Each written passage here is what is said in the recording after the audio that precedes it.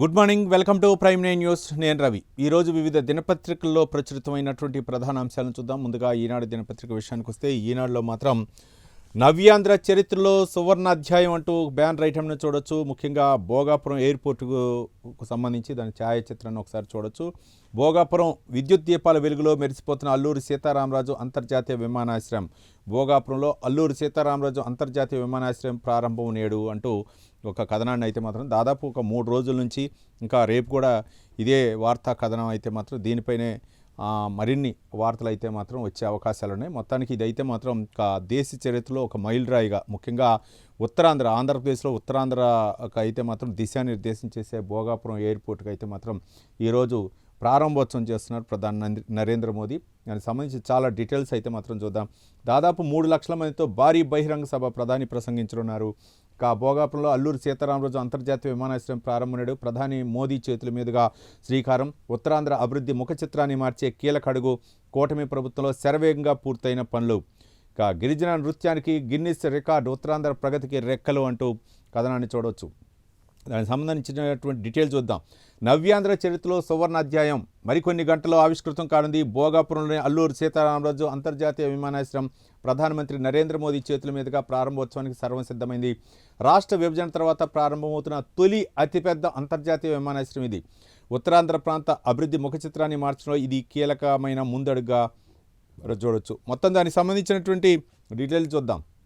నిర్మాణ వ్యయం 4,750 కోట్ల రూపాయలు. విస్తీర్ణం 2,203 ఎకరాలు.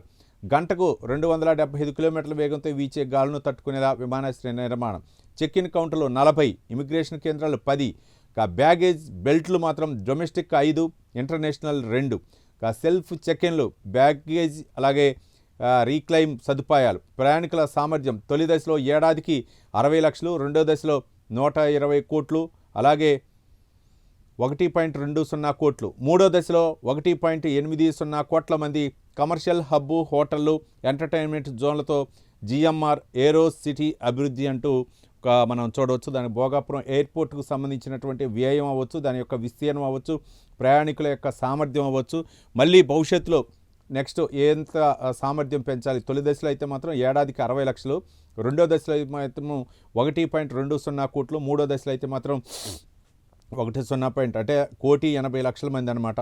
ఇది మొత్తం కూడా ప్రయాణికుల యొక్క సామర్థ్యం. దీనిలో ప్రత్యేకతలు మొత్తం కూడా ఉంచి మొత్తం దాదాపు 4,750 కోట్లతో అయితే మాత్రం దాన్ని నిర్మించడం జరిగింది. ఇక మొత్తానికి ఈరోజు ప్రధాని నరేంద్ర మోదీ చేతుల మీదుగా అయితే మాత్రం ఈ యొక్క కార్యక్రమాన్ని హఠాత్తుగా ఏర్పాటు చేయాలని చెప్పేసి ఏపీ ప్రభుత్వం, ముఖ్యంగా ఏపీ సీఎం చంద్రబాబు నాయుడు అలాగే డిప్యూటీ సీఎం పవన్ కళ్యాణ్ కూడా నిన్ననే అక్కడ భోగాపురం చేరుకొని అక్కడ ఏర్పాట్లను కూడా పర్యవేక్షించడం, అలాగే గవర్నర్ కూడా అబ్దుల్ నజీర్ కూడా అక్కడికి వెళ్ళి ప్రధాని నరేంద్ర మోదీకి స్వాగతం పలకనున్నారు. మరోపక్క ఈ ఎయిర్పోర్ట్ ప్రారంభం తర్వాత ప్రధాని నరేంద్ర మోదీ బహిరంగ సభ కూడా నిర్వహించింది. దాదాపు 3 లక్షల మంది బహిరంగ సభకు హాజరవుతారని అంచనా. ఇంకొక ఆసక్తికరమైనటువంటి విషయం ఏంటంటే 13,500 మంది గిరిజన నృత్యాలతో అయితే మాత్రం, ముఖ్యంగా ధింసా నృత్యం అయితే మాత్రం ఆ ఏరియాలో ఉత్తరాంధ్రలో ఒక ప్రత్యేకమైనటువంటి నృత్యం, గిరిజనులు సంప్రదాయం అన్నమాట. ఆ నృత్యాన్ని అంటే దాదాపు 13,000 మందిని, ముఖ్యంగా స్కూల్ పిల్లలు అవ్వచ్చు, లేకపోతే ఎవరైతే యువతీ యువకులందరినీ కూడా, ముఖ్యంగా మహిళలను కూడా భాగస్వామ్యం చేసి ఏపీ ప్రభుత్వం అయితే మాత్రం ఇది గిన్నిస్ వరల్డ్ రికార్డులో కూడా చోటు సంపాదించేది. 13,500 మంది అందుట్లో నృత్యం చేస్తున్నారు. రిహార్సల్లోనే ఆ రికార్డు నమోదు చేయడం జరిగింది. ఈరోజు ప్రధానికి స్వాగతం పలకటానికి అయితే మాత్రం ఇది ఒక ముఖ్యమైనటువంటి సాంస్కృతిక కార్యక్రమం అని చెప్పాలా. ప్రధాని నరేంద్ర మోదీకి అక్కడే ముఖ్యమంత్రి చంద్రబాబు నాయుడు, ఉప ముఖ్యమంత్రి పవన్ కళ్యాణ్ కూడా అక్కడ హాజరైతే మాత్రం వీటన్నిటి ఏర్పాట్లు కూడా పర్యవేక్షిస్తున్నారు. 3 లక్షల మంది కూడా ఈ సభకు హాజరవుతారని అంచనా. మొత్తానికైతే మాత్రం అక్కడ ఏర్పాట్లను అయితే మాత్రం ఏపీ సీఎం చంద్రబాబు నాయుడు చూస్తున్నారు. ఉత్తరాంధ్ర ముఖ చిత్రాన్ని మార్చే విధంగా, ఒక విధంగా అభివృద్ధి కార్యక్రమంలో అయితే మాత్రం, అంటే ఒక ఏపీ తెలంగాణ విడిపోయిన తర్వాత మొట్టమొదటి భారీ ప్రాజెక్టు అంతర్జాతీయ విమానాశ్రయం నేపథ్యంలో ఒక ప్రాధాన్యత అయితే మాత్రం సంతరించుకుంది. ఈరోజు ప్రధాని నరేంద్ర మోదీ ఏం మాట్లాడతారనేది కూడా జనాలందరూ కూడా ఆసక్తిగా ఎదురు చూస్తున్నారు. ఏ విధంగా ఏమైనా వరాల జల్లు కురిపిస్తారా, మరోపక్క అక్కడ భూములు కోల్పోయిన వారికి ఏమైనా పరిహారం కానీ, లేకపోతే వాళ్ళ విషయంలో ఏమైనా చెప్తారనేది కూడా మనం వేచి చూడాలి. వాళ్ళన్నీ కూడా వార్తలు ప్రధాని ఆంధ్రప్రదేశ్కి సంబంధించి ఉత్తరాంధ్రలో పర్యటన నేపథ్యంలో అన్నీ కూడా వార్తలు ఉండే అవకాశం ఉంది. మరో అంశం చూద్దాం. విదేశీ విద్యార్థులకు ట్రంప్ షాక్. చదువయ్యాక అమెరికాలోనే పనిచేయాలంటే $1,00,000 చెల్లించాల్సిందే. ఓపీటీపై కొత్త నిబంధనలు తీసుకొచ్చి చేసిన కార్యరూపం దాల్స్తే భారతీయ విద్యార్థులకు దెబ్బ. ఇది మాత్రం ఇక ఈ ట్రంప్ నిర్ణయంతో అయితే మాత్రం ఒక మిగిలినటువంటి దేశాలే కాదు, మీకు ప్రపంచంలో చాలా దేశాలు కూడా తలనొప్పి వస్తుంది. మన ట్రంప్ను చూస్తే, అమెరికా అధ్యక్షుడు ట్రంప్ను చూస్తే మాత్రం పెద్ద తలనొప్పి వస్తుంది. ఇక ఏంటంటే ఎప్పుడు ఎలాంటి నిర్ణయం తీసుకుంటారో చెప్పలేని పరిస్థితి. ఒక పక్క పశ్చిమాసియా యుద్ధం అవ్వచ్చు, లేకపోతే మిగిలినటువంటి దేశాలపై కూడా ప్రభావం ఉంది. యుద్ధం ఆపరా బాబు అని అంటారు, మరో పక్క 7-8 యుద్ధాలను ఆపాయని చెప్తుంటారు, మరో పక్క మళ్ళీ ఇరాన్పై యుద్ధం చేస్తూ ఉంటారు, హర్ముజ్ జలసంధిని నాదే అంటాడు, మరో పక్క సుంకాల పేరుతో ఇతర దేశాలపై బాదురు, మరో పక్క చైనాపై సుంకాలు వేస్తుంటారు, భారత్పై సుంకాలు వేస్తుంటారు, మరో పక్క పాకిస్తాన్ మధ్యవర్తిత్వం వహించాలంటాడు. రకరకాలైనటువంటి ఒక పిచ్చోడి చేతిలో రాయి ఏ విధంగా ఉందో అట్లా అయిపోయింది పరిస్థితి. ఇప్పుడు చదువయ్యాక అమెరికాలోనే పనిచేయాలంటే $1,00,000 చెల్లించాల్సింది. చాలామంది కూడా మీకు అమెరికాలు కానీ లేకపోతే ఇతర దేశాలు కానీ మీకు అవకాశం ఇస్తాం, మా దేశంలో చదవండి. ముఖ్యంగా కెనడా కూడా భారత్కి అయితే మాత్రం మంచి ఆఫర్ ఇవ్వటం, బడ్జెట్లోనే కొంత కేటాయించడం జరిగింది. అక్కడ అంటే భారత్లో చదువుకునేటటువంటి విద్యార్థులకైతే మాత్రం కొంత ఫండ్ కూడా తీసిపెట్టి కొంత అంటే మెరిట్ విధంగా వాళ్ళ స్కాలర్షిప్లు కూడా ఇస్తామని చెప్పేసి చెప్పడం జరిగింది. అట్లా కొన్ని దేశాలు గతంలో కూడా అమెరికా కూడా వెళ్ళటానికి కారణం అదే. వాళ్ళ స్కాలర్షిప్లు ఇవ్వటం, లేకపోతే వాళ్ళు ఇంటర్న్షిప్ ఇవ్వటం, ఒక పక్క చదువు కొనసాగిస్తూనే వాళ్ళకి ప్రాజెక్ట్ వర్క్ కింద కొంత స్టైఫండ్ లాగిస్తూ అట్లా ప్రోత్సహించబట్టే భారతీయ విద్యార్థులు అవ్వచ్చు, ఇంకా ఇతర దేశాల నుంచి విద్యార్థులు అవ్వచ్చు అమెరికాకి వెళ్ళి అక్కడ చదువుకోవటం జరిగింది. కానీ ఇప్పుడు ఒక్కసారి ఏంటంటే అట్లా అలవాటు పడ్డటువంటి ఒక యువతకి ట్రంప్ ఇదొక పిడుగులాంటి వార్తని చెప్పవచ్చు.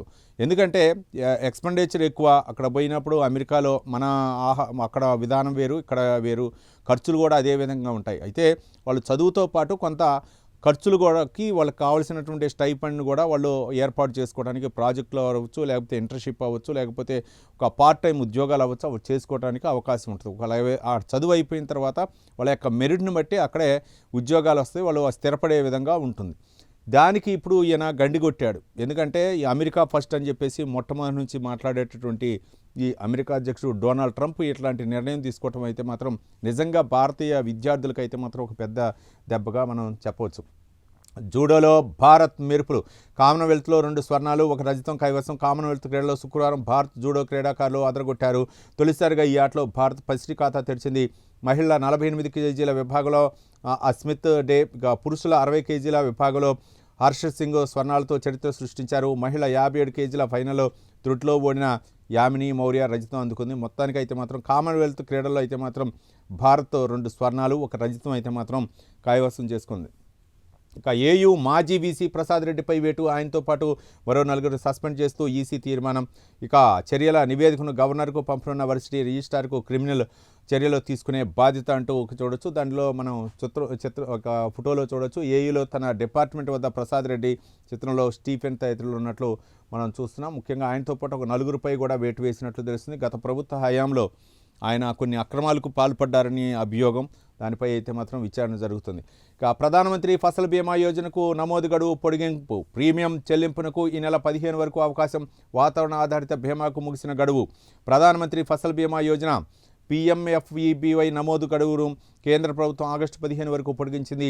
బ్యాంకులో రుణాలు తీసుకునేవారు, లోను తీసుకునేవారు, నాన్ లోను అన్న తేడా లేకుండా రైతులందరికీ ఇది వర్తిస్తుంది. వాస్తవానికి రాష్ట్ర ప్రభుత్వం ఫసల్ బీమాతో పాటు వాతావరణ ఆధారిత బీమా పథకానికి కూడా ప్రీమియం చెల్లింపు గడువు పొడిగించాలని కేంద్ర ప్రభుత్వాన్ని కోరింది. తనకి ప్రధానమంత్రి ఫసల్ బీమా యోజనకు అయితే మాత్రం గడువును పొడిగించిన దానికి సంబంధించినటువంటి మనం సమాచారం. ఇక సర్ ముసాయిదా విడుదల ప్రక్రియకు ముందు రాష్ట్రంలో 4.16 కోట్ల ఓటర్లు. ఎన్యుమరేషన్ ముగిశాక 3.71 కోట్లు, 44.89 లక్షల ఓట్ల తగ్గుదల అంటూ కథనాన్ని అయితే మాత్రం మనం చూడొచ్చు. ఇక రాష్ట్రంలో ప్రత్యేక సమగ్ర సవరణ సర్ చేపట్టాక ముసాయిదా ఓటర్ జాబితా విడుదలైంది. సర్కు ముందు 4.16 కోట్ల ఓటర్లు ఉండగా ఎన్యుమరేషన్ ప్రక్రియ ముగిశాక 3.71 కోట్లకు మిగిలారు. 44.89 లక్షల మంది ఓటర్లను తొలగింపు జాబితాలో చేర్చారు.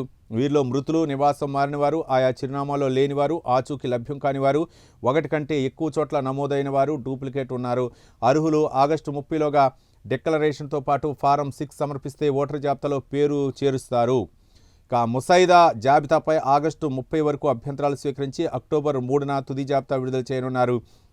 నోటీసు విచారణ లేకుండా ఏ ఓటర్ పేరు తొలగించబోమని, అర్హులెవరూ ఓటు హక్కుకు దూరం కావద్దని ఎన్నికల సంఘం అయితే స్పష్టం చేసింది. అభ్యంతరాల స్వీకరణ, తుది జాబితా ప్రచురణ, అభ్యంతరాల స్వీకరణ ఆగస్టు 30 వరకు, పరిష్కారం సెప్టెంబర్ 28 వరకు, తుది జాబితా ప్రచురణ అక్టోబర్ 3 అయితే మాత్రం ఫైనల్ అయ్యే అవకాశం ఉంది. మరో దినపత్రిక విషయానికి వస్తే మాత్రం సాక్షి దినపత్రిక విషయానికి వస్తే మాత్రం సాక్షిలో మాత్రం సర్వ్ ఓటర్లు 3,71,38,182 అంటూ ఒక బ్యానర్ ఐటమ్ని అయితే మాత్రం ప్రచురించడం జరిగింది. ఇది ఓటర్ల జాబితా గురించి ఇక్కడ రాష్ట్రంలో అంటే ఎన్నికల సంఘం నిర్వహించినటువంటి సర్వ్ ప్రక్రియ గురించి, రాష్ట్రంలో ప్రత్యేక సమగ్ర సవరణకు ముందు ఓటర్లు 4,16,27,694, సర్లో ఓటర్లుగా క్లెయిమ్ చేయని వారి సంఖ్య 44,89,512, ముసాయిదా జాబితాలో పేరు లేకుండా అర్హులు ఫారం 6 ద్వారా దరఖాస్తు చేసుకోవచ్చు అంటూ కథనాన్ని చూడవచ్చు. ఇంతకుముందు కూడా మనం మాట్లాడుకున్నాం. దాదాపు 40 లక్షల ఓటర్లు అయితే మాత్రం కొన్ని చోట్ల అంటే 2 చోట్ల ఓటర్ నమోదై ఉంటాం, కొన్ని చోట్ల ఏమో మరణాలు సంభవించిన తర్వాత వాళ్ళ ఓట్లు కూడా అందుట్లో ఉంటాం, మరొకసారి చిరునామాలు మారటం, రకరకాల ప్రక్రియ ఉన్నట్టు. దీంతో దాదాపు 40 లక్షల ఓటర్లు అయితే మాత్రం తొలగించే అవకాశం అయితే ఉంది. వీళ్ళకి ఒకవేళ గనక ఉండి ఆ అడ్రస్లో ఉండి గనక ఏదైనా నమోదు చేయించుకోవాలా, మళ్ళీ ఓటర్గా ఉండాలి అని అంటే వాళ్ళు ఫామ్ 6 ద్వారా అయితే మాత్రం మళ్ళీ విఆర్ఓలకు సమర్పిస్తే ఓటర్ని మాత్రం పునరుద్ధరించే అవకాశాలు ఉన్నాయని చెప్తున్నారు. కానీ ఏ పార్టీ చెప్పినా ఎవరు చెప్పినా సరే అర్హులైన వారు ఓటు కోల్పోకూడదు అనేదే ప్రధానమైనటువంటి ఉద్దేశం. దానికి ఎన్నికల సంఘం కూడా మన ఫామ్లు ఇచ్చింది అందరికీ. ఫామ్లపై ఫోటో అంటియటం, ఆధార్ కార్డు దాని మీద నంబర్ వేయటం, ఇవన్నీ కూడా కంపల్సరీగా సంతకం చేసి ఏమైనా తెలియకపోతే అక్కడ పోయి తెలిసిస్తే మనకి 2 రిసిప్ట్లు, ఒక ఫామ్ వాళ్ళు తీసుకుంటారు, ఒక ఫామ్ మనకి ఇస్తారు. మన ఫోటోతో పాటే వస్తుంది కాబట్టి ఫామ్ ఇది కంపల్సరీగా ఇవ్వాల్సినటువంటి అవసరం. దీనికి సంబంధించి ఇంకేదైనా సరే అంటే వాళ్ళకు ఉన్నారు కావాలంటే ఒక ఫామ్ 6 కనుక సబ్మిట్ చేసి మేము పలానా చోట అడ్రస్లో ఉంటున్నామని చెప్పేసి వాళ్ళకి కనుక నిర్ధారణ కనుక చేయగలిగితే మాత్రం ఓటు గల్లంత అవ్వకుండా ఉంటుంది. కానీ ఎవరు ఎన్నికల సంఘం కనుక స్పష్టంగా చెబుతుంది అర్హులైన వారు ఓటుని కోల్పోకూడదు అని చెప్పేసి. ఒక పక్క ప్రజాప్రతినిధులు అవ్వచ్చు, లేకపోతే కొన్ని చోట్ల రాష్ట్రాల్లో అయితే మాత్రం ఈ సంక్షేమ పథకాలు అయితే మాత్రం ఓటు ఉన్న వాళ్ళకే అర్హులుగా మేము గుర్తిస్తామని కూడా కొన్ని చెప్పడం నేపథ్యంలో ఓటు అనేది ప్రధానంగా ఒక ఆయుధంగానే మనం భావించాలా, ప్రాథమిక హక్కుగా కూడా భావించాలి. కాబట్టి ఓటుపై అయితే మాత్రం కంపల్సరిగా ఎవరైతే నమోదు చేయించుకోలేదో, ఎవరైతే అంటే ఇంకా దీనిపై ఉండాలో ఎక్కువగా ఈ నెల 3వ తారీఖు వరకు చివరి తేదీ ఉంది కాబట్టి దానికి అవకాశం సద్వినియోగం చేసుకోవాలని మనం చెప్తున్నాం. సాక్షి ఎడిటర్పై కేసు ఏకంగా జీవో, రెడ్ బుక్ రాజ్యాంగం అమలులో మరింత బరితెగించిన చంద్రబాబు అంటూ ఒక కథనాన్ని చూడవచ్చు. 300 కోట్లు అద్వైక అక్రమ డిపాజిట్ల దందాను ఇటీవల వెలుగులోకి తెచ్చిన సాక్షి ఆ కథనంపై కోర్టులో కేసు దాఖలకు పబ్లిక్ ప్రాసిక్యూటర్కు అనుమతి, ఎడిటర్, పబ్లిషర్ తదితరులపై కేసు నమోదు చేసే ఆదేశాలు. ఈ మేరకు ప్రత్యేక జీవో RT 1486 జారీ చేసిన చీఫ్ సెక్రటరీ వాస్తవాలు రాస్తే తట్టుకోలేకపోతున్న చంద్రబాబు ప్రభుత్వం ప్రశ్నించే గొంతుకును నొక్కేందుకు అడుగడుగున ప్రయత్నం. ఎడిటర్పై సగటున నెలకు ఒక కేసు నమోదు, అధికారంలోకి వచ్చినప్పటి నుంచి కక్ష సాధింపు, వరుస అక్రమ కేసులంటూ మనం సాక్షి కథనంలో చూడొచ్చు. మొత్తానికైతే మాత్రం ఇక జమునా రాణి ఈమె పాటలో అలనాటి పాత తరం ఉన్నటువంటి సినిమాలకు పాడినటువంటి జమునా రాణి అయితే మాత్రం ఆమె కన్ను మూసారు. బెంగళూరులో వృద్ధాశ్రమంలో తుది శ్వాస విడిచినటువంటి అలనాటి గాయని అంటూ ఒక కథనాన్ని కూడా మనం చూడవచ్చు. మరో అంశం దగా డిఎస్సిపై దండయాత్ర అంటూ కథనాన్ని చూడవచ్చు. దానికి సంబంధించినటువంటి డీటెయిల్ చూద్దాం. రాష్ట్ర వ్యాప్తంగా కలెక్టరేట్ల వద్ద వైఎస్ఆర్సీపీ నిరసనలు, కలెక్టర్లు అలాగే జేసీలకు వినతి పత్రాలు అందజేసిన పార్టీ నేతలు డిఎస్సి అక్రమాలపై సిబిఐ విచారణ జరిపించాలి, అవకతవకలపై నైతిక బాధ్యత వహిస్తూ మంత్రి లోకేష్ రాజీనామా చేయాలని డిమాండు.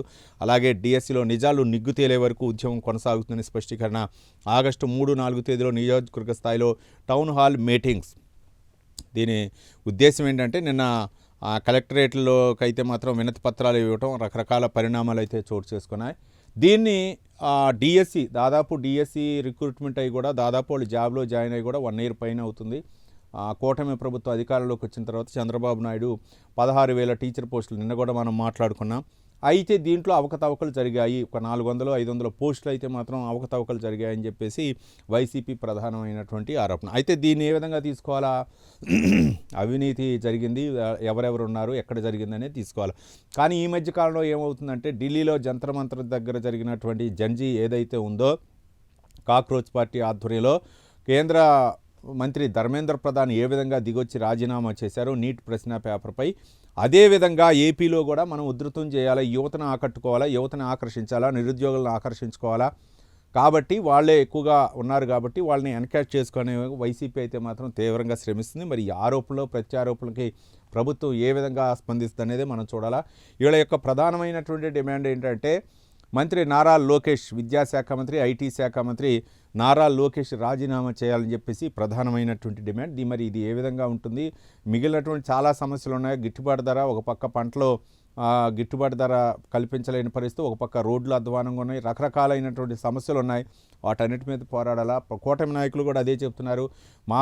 మా సమస్యలపై మీరు పోరాడండి, అభివృద్ధి గురించి పోరాడండి. వాటి కాకుండా ఏదో ఎక్కడో జరిగినటువంటి చిన్న ఇన్సిడెంట్ను, ఎక్కడో జరిగినటువంటి ఒక పాయింట్ని తీసుకొని మొత్తం వ్యవస్థకి ఆపాదించే విధంగా వ్యవహరిస్తున్నారని చెప్పేసి కూటమి నాయకులు అయితే ఆరోపిస్తున్నారు. మొత్తానికి ఈ వ్యవహారంపై అయితే మాత్రం, ముఖ్యంగా డిఎస్సిపై అయితే మాత్రం విచారణ జరిపించాలనేటువంటి వ్యవహారంపై అయితే మాత్రం మరి ఏపీ ప్రభుత్వం ఏ విధంగా స్పందిస్తుంది అనేది మనం చూడాలి. ముఖ్యంగా లోకేష్ కూడా చెప్తున్నారు చర్చకు సిద్ధం అని. అంటే చర్చకు సిద్ధం కాదు, రాజీనామా చేయాలని చెప్పేసి వైసీపీ ప్రధానమైనటువంటి డిమాండుగా మనకి తెలుస్తుంది. ఇంకా ఆంధ్రజ్యోతి దినపత్రిక విషయానికి వస్తే మాత్రం ఆంధ్రజ్యోతి దినపత్రికలో ఒక ప్రధానమైనటువంటి ఒక హెడ్లైన్స్ ఏంటంటే, ఒక బ్యానర్ ఐటము 44,89,512 ఓట్లు అవుట్ అంటూ ఒక బ్యానర్ ఐటమ్ను మనం చూడవచ్చు.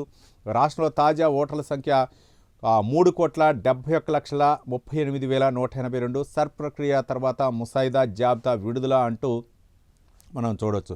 మొత్తానికైతే మాత్రం మహిళలు 1,89,28,492, పురుషులు 1,82,6,954 ఓటర్లు అంటూ ఇది ఒక ముసాయిదా అనమాట. దీన్ని ఒక తయారు చేశారు ఈ విధంగా. ఇంకా కొంచెం మార్పులు చేర్పులు కూడా ఉండొచ్చు. థర్డ్ జెండర్ 2,736, సర్వీసు ఓటర్లు 64,502 ఓటర్లు. అత్యధిక ఓటర్లు కర్నూలు టాప్, పోలవరం జిల్లాలో అత్యల్పం. సరుకు ముందు మొత్తం ఓటర్లు 4,16,27,694. ఎన్యుమరేషన్ తిరిగిచ్చింది 3,71,00,000 మంది. ఇంకా అన్కలెక్టబుల్ ఫారాలు 44.89 లక్షలు. వీరిలో మృతులు 15.22 లక్షలు. శాశ్వత వలసలు గైర్హాజరు 22.30 లక్షలు. డూప్లికేట్ ఓటర్లు 7.37 లక్షలు. ఆగస్టు 30 వరకు అభ్యంతరాల స్వీకరణ, సెప్టెంబర్ 28 నాటికి వాటి పరిష్కారం, అక్టోబర్ 3న తుది ఓటర్ల జాబితా విడుదల. నోటీసు ఇవ్వకుండా ఒక్క పేరు కూడా తొలగించాం, సీఈఓ వివేక్ యాదవ్ స్పష్టీకరణ. మొత్తానికైతే మాత్రం ఎన్నికల సంఘం ఒక స్పష్టం చేసింది, దానికి సంబంధించి చెప్పింది. సెప్టెంబర్ 28 నాటికి వాటి పరిష్కారం అన్నమాట. ఆగస్టు 30 వరకు అభ్యంతరాల స్వీకరణ.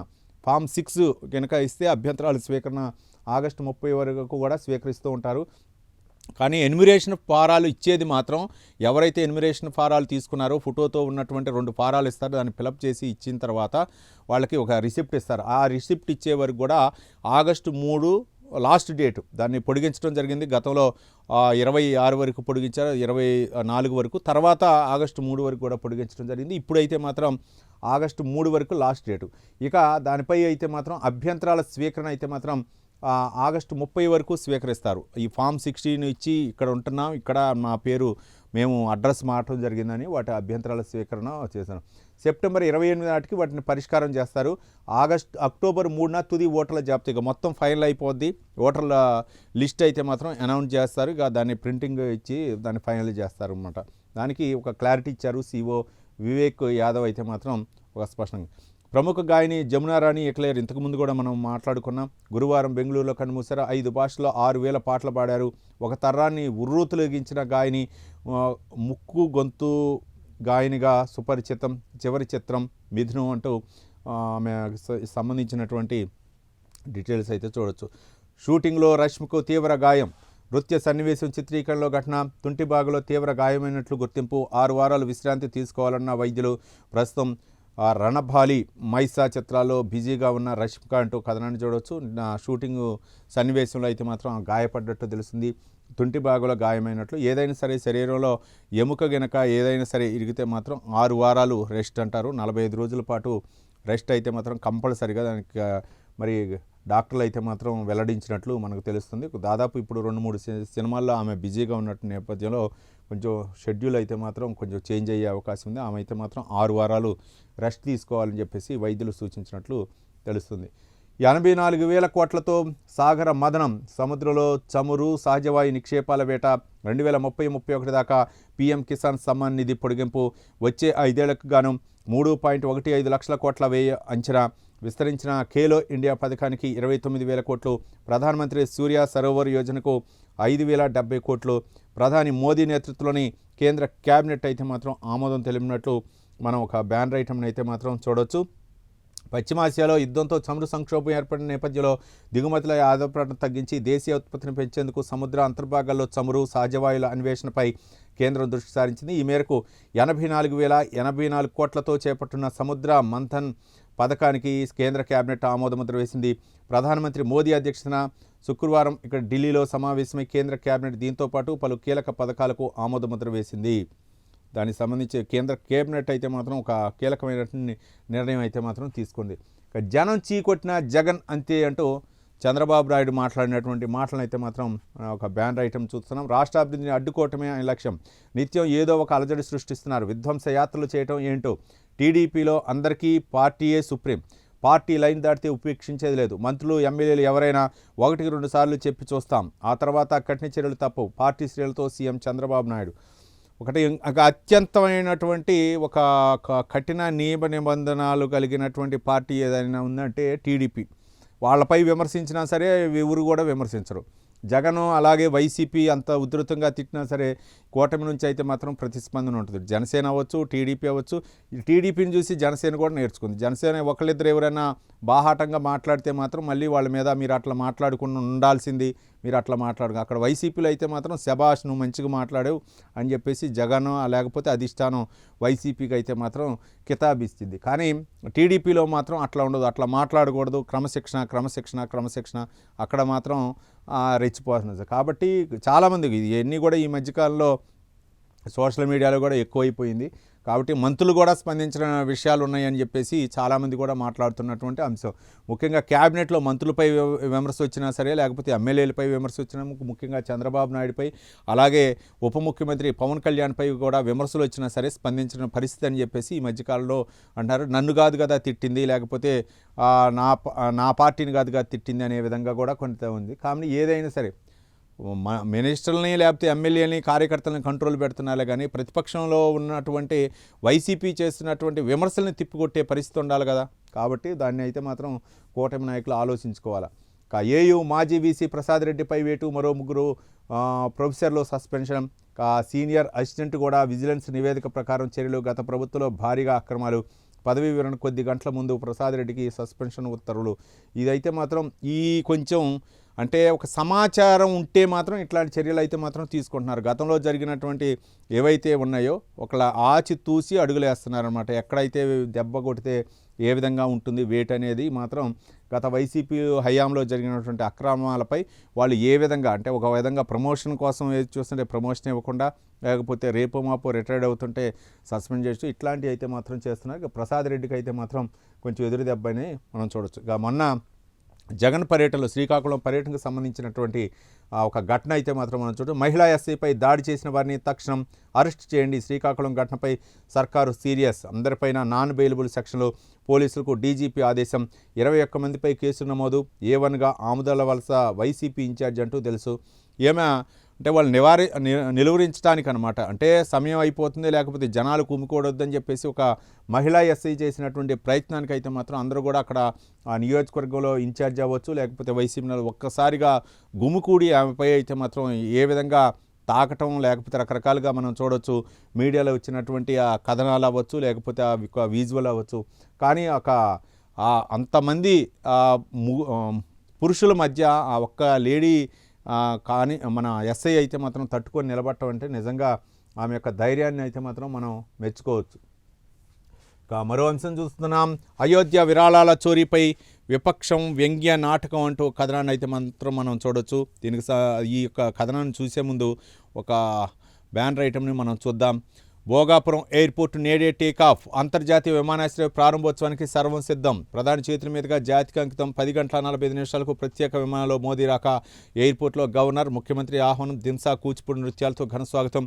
2 గంటల 30 నిమిషాల పాటు అక్కడ ఉన్న మోదీ 17,900 కోట్ల బహుళాభివృద్ధి కార్యక్రమాలకు వర్చువల్గా శంకుస్థాపన ప్రారంభం. తొలి సెమీ కండక్టర్ తయారీ కేంద్రానికి శంకుస్థాపన. ప్రారంభోత్సవ కార్యక్రమానికి 2 లక్షల మంది, అలాగే 4 రోజులుగా ఏర్పాట్ల పర్యవేక్షణలో లోకేష్ బృందం అక్కడే ఉన్నట్టు తెలుస్తుంది. భోగాపురం వెతుకుతున్న ఎక్స్లో ప్రధాని పోస్ట్. భోగాపురం వెళ్తున్న ఎక్స్లో ప్రధాని పోస్ట్. విజయనగరం జిల్లా భోగాపురంలో అల్లూరి సీతారామరాజు అంతర్జాతీయ విమానాశ్రయాన్ని శనివారం ప్రారంభించనున్నట్లు ప్రధానమంత్రి నరేంద్ర మోదీ ఎక్స్లో పోస్ట్ చేశారు. మౌలిక వస్తుల కల్పనకు ఈ విమానాశ్రయం ఊతమిస్తుందని పేర్కొన్నారు. ప్రధాని పోస్ట్ను సీఎం చంద్రబాబును రీపోస్ట్ చేశారు. భోగాపురం విమానాశ్రయం ప్రారంభంతో అభివృద్ధిలో ఉత్తరాంధ్ర టేకాఫ్ తీసుకోనుందని సీఎం పేర్కొన్నారు. గిన్నెస్ ఎక్కిన దింసా 13,000 మంది గిరిజన బాలికలతో నృత్య ప్రదర్శన ఇంతకుముందు కూడా మనం మాట్లాడుకున్నాం. మొత్తానికి ఈరోజు అయితే మాత్రం ఒక అభివృద్ధి కార్యక్రమం, హైలైట్ కార్యక్రమం ఏదైనా ఉంటే ఇదే భోగాపురం అల్లూరి సీతారామరాజు ఎయిర్పోర్టు. దానికి ప్రధాని భోగాపురం వెళుతున్నా అంటూ ఆయన మాత్రం ఎక్స్లో పోస్ట్ చేయటం, దానికి మళ్ళీ రీపోస్టు ముఖ్యమంత్రి చంద్రబాబు నాయుడు కూడా పోస్ట్ చేశారు. దానికి సంబంధించినటువంటి ఈరోజు అయితే మాత్రం అన్నీ కూడా ప్రధాని నరేంద్ర మోదీకి సంబంధించినటువంటి అభివృద్ధి కార్యక్రమాల గురించి. ఆ పిల్లల్ని క్షమిస్తున్నా. నిరసన సమయంలో నన్ను దూషించారు. చనిపోయిన నా తల్లిని తిట్టారు. తప్పుల నుంచి నేర్చుకోవాల్సిన అవసరం ఉంది. దేశం కోసం పనిచేద్దాం రండి. ప్రధాని మోదీ వీడియో సందేశం. పోలీసులపై దాడి గురించి మాట్లాడతారా? కుటుంబ సభ్యుల ఆవేదన అంటూ ప్రధాని నరేంద్ర మోదీ రోజు ఒక సెల్ఫీ వీడియో అయితే మాత్రం రిలీజ్ చేస్తున్నారు. దీన్ని ఆసరా చేసుకొని కాక్రోచ్ పార్టీ నాయకులు కూడా ఏదో ఒక వ్యంగ్యాస్త్రం, సోషల్ మీడియా ఇన్ఫ్లుయెన్సర్గా మారొచ్చుగా అది ఇది అని చెప్తున్నారు. కానీ ఇదైతే మాత్రం ఎక్కువగా ప్రజల్లోకి పోతుంది. మిలియన్ల మంది జనాలు అయితే మాత్రం చూస్తున్నారు. ఇక నిరసన సమయంలో అంటే ఆ పిల్లల్ని అయితే మాత్రం క్షమిస్తున్నా అని చెప్పేసి ప్రధాని అయితే మాత్రం వీడియో సందేశం ఇవ్వడం జరిగింది. ఇక అయోధ్య విరాళాల చోరీపై విపక్ష వ్యంగ్య నాటకం అంటూ కథనాన్ని మనం చూడొచ్చు. పార్లమెంట్ బయట వ్యంగ్య ప్రదర్శనలో రాహుల్ గాంధీ. ఇక్కడైతే మాత్రం పప్పు యాదవ్ అంటే ఎంపీ పప్పు యాదవ్, విపక్షాలు అయితే మాత్రం ఏదో ఒకటి నిరసనలు తెలుపుతూనే ఉన్నాయి. వాళ్ళందరూ కూడా పార్లమెంట్ సభ్యులు నిరసన తెలుపుతున్నారు. నిన్న ఒక అంశాన్ని తీసుకున్నారు. అయోధ్య రామ మందిరానికి విరాళాల్లో గోల్మాల్ జరిగినటువంటి అంశాన్ని ఒకటి తీసుకొని, ఇక పప్పు యాదవ్ ఒక ఎంపీ అయితే మాత్రం ఆయన స్వామీజీ వేషధారణ వేసుకొని ఒక హుండీ తీసుకొని పార్లమెంట్ బయట అయితే మాత్రం అక్కడ చందాల కోసం ఎదురు చూస్తున్నట్టుగా పెట్టడం జరిగింది. దీన్ని అక్కడ ఉన్నటువంటి అగ్రనేత రాహుల్ గాంధీ ఎంపీ ఆయన చందా వేస్తున్నట్టుగా డబ్బాలో వేయకపోతుంటే ఆ చందా తీసుకొని పక్కన పప్పు యాదవ్ అయితే మాత్రం ఏదో అంటే స్కామ్ చేసినట్లుగా ఆ డబ్బు హుండీలో వేయొద్దు, నేను తీసుకుంటా అనే విధంగా చేసినటువంటి నిన్న ఒక నాటక సన్నివేశాన్ని మనం చూడొచ్చు. కాషాయ వస్త్రాల్లో పప్పు యాదవ్, హుండీలో రాహుల్ విరాళాలు, వాటిని జేబులో వేసుకున్న యాదవ్ వెంబడించి పట్టుకొని దేహశుద్ధి. పార్లమెంటు వద్ద నిరసన ప్రదర్శన. ఆ ఎంపీలని సభ నుంచి బహిష్కరించాలి. విహెచ్పి అలాగే సాధువుల డిమాండ్. ఇది ధర్మంపై దాడి. కేంద్ర మంత్రి గిరిరాజ్. అయోధ్య రామ మందిరంలో జరిగిన విరాళాల చోరీ వ్యవహారంపై దేశవ్యాప్తంగా చర్చనీయమైతే దీనిపై పార్లమెంట్లో ప్రతిపక్షాలు చర్చకు పట్టుబడుతున్నాయి. కానీ ప్రభుత్వం స్పందించడం లేదు. ఈ నేపథ్యంలో విరాళాల చోరీ వ్యవహారంపై independent MP Rajesh Ranjan alias పప్పు యాదవ్ వ్యంగ్య నాటకం స్క్రిప్ట్ పేరుతో చేసినట్టు దానికైతే మాత్రం బీజేపీ అభ్యంతరం వ్యక్తం చేసినట్టు తెలుస్తోంది. మహిళా ఎస్ఐపై దాడి చేసిన వారిని తక్షణం అరెస్ట్ చేయండి. ఇంతకుముందు కూడా మనం మాట్లాడుకున్నాం. శ్రీశైలం జలాశయానికి భారీగా వరద. 54.349 టీఎంసీలకు చేరిన నిల్వలు. 3 రోజుల్లోనే 13 టీఎంసీల ప్రవాహం. జోరాల నుంచి 131,094 క్యూసెక్లు విడుదల. ఇక పెరగనున్న వర్షాలు. ఆగస్టులో పలుచోట్ల సాధారణం అంతకంటే ఎక్కువ వర్షపాతం అంటూ వాతావరణ శాఖ అయితే మాత్రం వెల్లడించినటువంటి అంశాలను మనం చూడవచ్చు. మొత్తానికైతే మాత్రం ఈ 3-4 రోజుల నుంచి కురుస్తున్నటువంటి ముసిరే అవ్వచ్చు, లేకపోతే పైన ఎగువను కురుస్తున్నటువంటి వర్షాల వల్ల అయితే మాత్రం శ్రీశైలం డ్యాంలో నీటి మట్టం కూడా పెరిగినట్లు తెలిసింది. ఇది శుభ పరిణామం. మళ్ళీ ఆగస్టులో ఈ నెలలో అయితే మాత్రం ఇంకా వర్షం కురిసే అవకాశం ఉందని చెప్పేసి వాతావరణ శాఖ తెలిపినటువంటి అంశాలను మనం చూడవచ్చు. ఇక చివరిగా వెలుగు దినపత్రిక విషయానికి వస్తే జంజీ గొంతు నొక్కలేరు, ప్రధాని మోదీపై మండిపడ్డ రాహుల్ గాంధీ. మోదీని దూషించారని యువతపై కేసు పెట్టడంపై ఆయన ఆగ్రహం. భావితరాల విషయంలో జాగ్రత్తగా ఉండాలని ఈ సూచన. పరువు నష్టం దావా వేయాలి తప్ప క్రిమినల్ కేసులు ఏంటంటూ సీజేపీ ఆందోళనకారులపై కేసులు పెట్టడాన్ని ఖండించిన సౌరవ్ దాస్ అంటూ ఒక కథనాన్ని మాత్రం మనం చూడవచ్చు. ఏదైనా ఉంది అని అంటే మాత్రం దానిపై మోదీని తిట్టారని కానీ లేకపోతే ఇతర అగ్రనాయకుల్ని తిట్టారని అంటే దానికి మన పరువు నష్టం దావా వేయాలి కానీ ఈ విధంగా కేసులు పెట్టకూడదని చెప్పేసి రాహుల్ గాంధీ వ్యాఖ్యానించినటువంటి వ్యాఖ్యలు మనం చూడవచ్చు. తయారీ రంగానికి పెద్దపీట అంటూ ఒక బ్యానర్ ఐటమ్ను వెలుగు దినపత్రికలు చూడవచ్చు. తెలంగాణ అంటేనే వ్యాపారం, సీఎం రేవంత్ రెడ్డి. మా వద్ద పాలసీ పెరాలసిస్ లేదు, మౌలిక వస్తుల కల్పనలో వెనక్కి తగ్గం అంటూ ఒక కథనాన్ని అయితే మాత్రం చూసాం. దానికి సంబంధించిన డీటెయిల్స్, పెట్టుబడి ఎంతో చెప్తే అన్నీ ప్రభుత్వమే చూసుకుంటుంది, పెట్టుబడి ఎంతో చెప్తే అన్నీ ప్రభుత్వమే చూసుకుంటుంది. గుజరాత్ గిఫ్ట్ సిటీ 700 ఎకరాలే, మేము 30,000 ఎకరాల్లో ఫ్యూచర్ సిటీ కడుతున్నాం. స్కై రూట్ లాంటి ఏరోస్పేస్ సంస్థలకు స్కిల్ వర్సిటీ నుంచి human resources, CII northern regional council ప్రతినిధుల సమావేశంలో సీఎం రేవంత్ రెడ్డి అయితే మాత్రం ప్రసంగించారు. ఆయన పెట్టుబడుల గురించి అయితే మాత్రం చేశారు. ముఖ్యంగా ఈయన ఒక కీలకమైనటువంటి మన గుజరాత్ గిఫ్ట్ సిటీ మాత్రం 700 ఎకరాలే, ఇక్కడ మాత్రం మేము ఫ్యూచర్ సిటీ 30,000 ఎకరాలు కేటాయించామని చెప్పేసి ఆయన తెలంగాణలో ఉన్న మౌలిక సదుపాయాల గురించి, ముఖ్యంగా వ్యాపారవేత్తలను ఆకర్షించడం కోసం మాత్రం మీరు పెట్టుబడి ఎంతో చెప్తే దాని గురించి మేము ప్రభుత్వమే చూసుకుంటే దానికి సంబంధించినటువంటి ప్రణాళిక, దానికి సంబంధించినటువంటి నీరు అవ్వచ్చు, లేకపోతే భూమి అవ్వచ్చు, లేకపోతే ల్యాండ్ విషయంలో అవ్వచ్చు, అన్నీ కూడా ప్రభుత్వం చూసుకుంటుందని చెప్పారు. పాస్పోర్ట్ నుంచి ఫారెన్ ఉద్యోగం దాకా టామ్కామ్దే బాధ్యత అధికారులకు సీఎం రేవంత్ రెడ్డి ఆదేశం.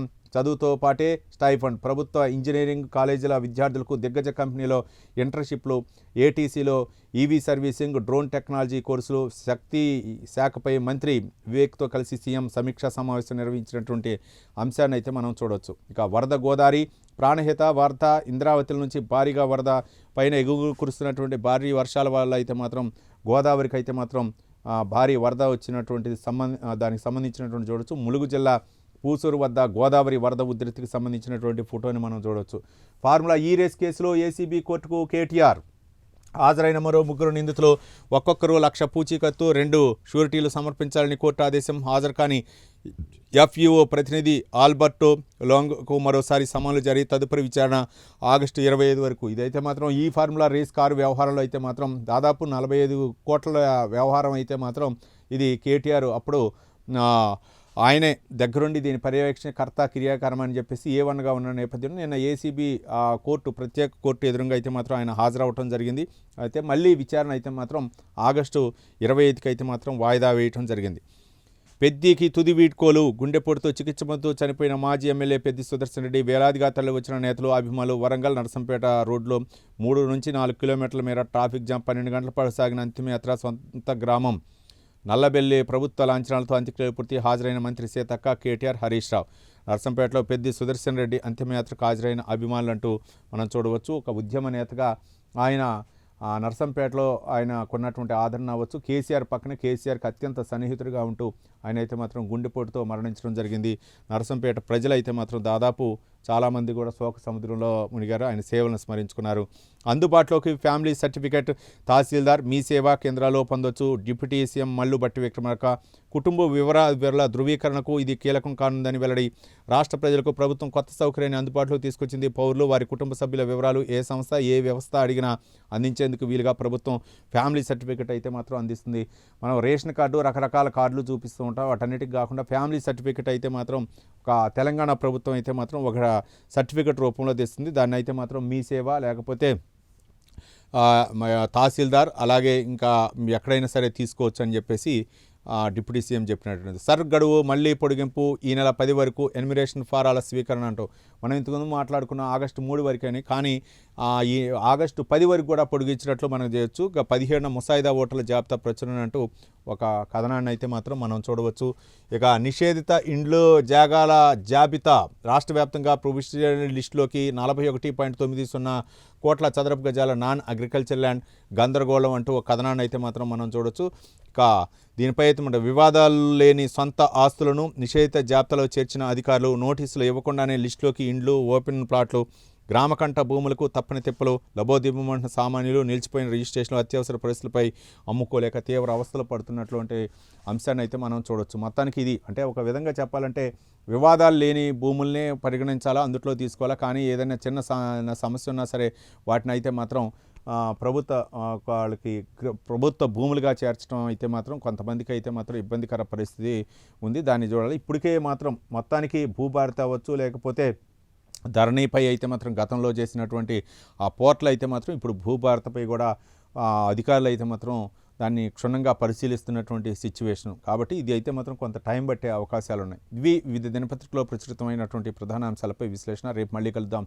చూస్తూనే ఉండండి ప్రైమ్ 9 న్యూస్. నిజం ఇదే మా యజం.